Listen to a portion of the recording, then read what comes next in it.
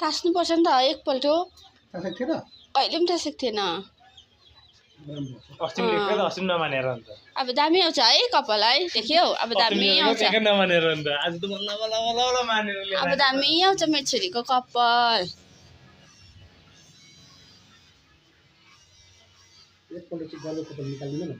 हजुर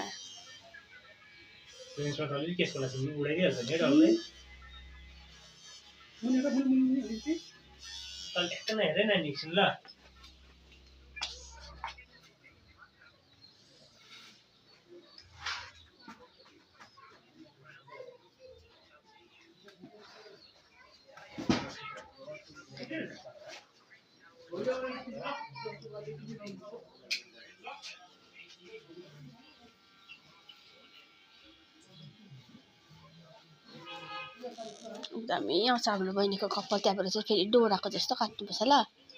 ल मुखले भन न हुन्छ भनेर